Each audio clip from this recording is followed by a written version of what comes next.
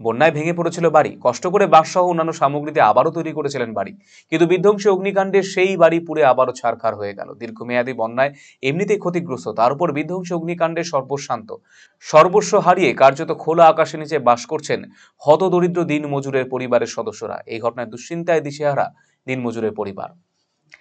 জানা গেছে, মালদার মানিকচক ব্লকের ভূতনি হিরানন্দপুর অঞ্চলে গোপালটোলা এলাকার হতদরিদ্র দিনমজুর মনোজ মণ্ডলের বাড়িতে শক সার্কিট থেকে আগুন লেগে যায় বলে দাবি করেছে পরিবার। চোখের সামনে দাউ দাউ করে জ্বলতে থাকে পুরো বাড়ি। স্থানীয় বাসিন্দাদের তৎপরতায় কোনো রকমে ঘর থেকে বেরিয়ে প্রাণে বাঁচেন দিনমজুর মনোজ মণ্ডলের বৃদ্ধা মা, স্ত্রী এবং ছোট ছোট 3 নাবালক সন্তান। বিধ্বংসী আগুনে মুহূর্তের মধ্যে 3টি বাড়ি পুড়ে ছাই হয়ে যায়। ঘরের সমস্ত আসবাবপত্র, নথিপত্র আগুন মুহূর্তের মধ্যে গ্রাস করে। স্থানীয় বাসিন্দাদের সহযোগিতায় আগুন নিয়ন্ত্রণে আসলেও কোনো কিছুই বাঁচানো যায়নি। এই ঘটনায় সরকারি সহায়তা দাবি জানিয়েছেন ক্ষতিগ্রস্ত পরিবারের সদস্যরা।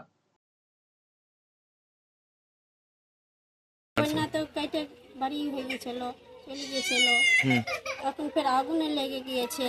কেমন করে কি করবো, আমার দানা পানি সব চলে গেল, ঘোনা গাটি উটি কিছু নেই আমার। বন্যার সময় আপনার বাড়ি পড়েছিল? হ্যাঁ, পড়েছিল।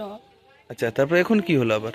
এখন তো আগুন লেগেছিল, তার থেকে আগুন লেগে গিয়েছে। আমি কিছু জানি না, বুঝতেও পারিনি কেমন ভাগে কি হলো না হলো, কিছু জানি না। এখন কোথায় থাকবেন? এখন কোথায় থাকবো না থাকবো এটাই আমি ভাবছি। মাথার উপরে কি কোনো ছাদ থাকলো? আর না, মাথার উপর কোনো ছাদ থাকলো না। কষ্ট, গরিব জান, কি করবো, এই চালিয়ে ফুলিয়ে খাচ্ছি, খেটে খুটে খাচ্ছি। গরিব জন কোথায় যাবো আমরা? প্রথমে কেরেনা পুড়ে গেছে কারেন্টে? হ্যাঁ, মানে আমি জানি না, আচ্ছা আমরা জানি না, দিশা পাইনি আমরা।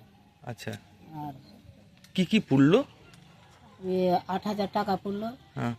হাতে চুরি পড়লো, কিসের চুরি ছিল? সোনার চুরি ছিল, আচ্ছা, সোনার চুরি ছিল, যত কিছু ছিল, কাপড় ধরি, যত কাগজ মাগজ সব পুড়ে গেছে, কিছু ব্যবহার করতে পারিনি। আচ্ছা, তখন কিভাবে বাঁচলেন, কিভাবে পালালেন?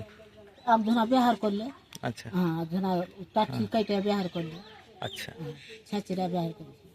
ফুসের ঘর 3টা আছে, সবটাই পুড়ে গেল? সবটাই পুড়ে গেছে, আচ্ছা পাক্কার ঘর পুড়েছে, আচ্ছা, কোনো উপায় নেই আমার ঘর।